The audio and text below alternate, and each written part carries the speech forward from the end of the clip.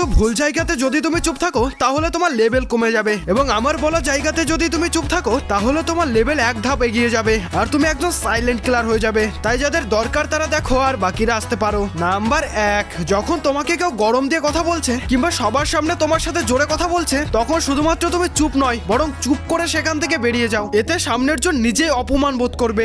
Number 2, কোনো গ্রুপের মধ্যে যদি কেউ নিজের গুণগান করছে এবং সেটা তোমার ঠিক পছন্দ হচ্ছে না তখন তুমি সেখান থেকে চুপ করে বেরিয়ে যাও। এবার সে বুঝতে পারবে তুমি তার গুণগানটা পছন্দ করছো না বা সেই কথাটাই তুমি বেশি গুরুত্ব দিচ্ছ না, এতে সামনের জন বুঝতে পারবে তার কথাতে খুব একটা ভ্যালু নেই, তাই সে নিজেই চুপ করে যাবে। নাম্বার 3, কোনো বড় কেউ যদি ফ্রিতে অ্যাডভাইস দেয় এবং সেটা তোমার পছন্দ না হয় বা অ্যাডভাইসটা ফালতু বলে মনে হয় তাহলে তুমি চুপ করে শোনো এবং তার কথার মাঝে বেরিয়ে যাও। এটা করার পর সামনের জন দেখো তোমার সামনে কথা বলার আগেও সে ভেবে কথা বলবে, বাকি এটা তখনই করবে যখন সামনের জন একটু বেশি ফালতু। আর হ্যাঁ, শুধুমাত্র সিগমা আর্মিরাই কমেন্ট বক্সে এই ইমোজিটা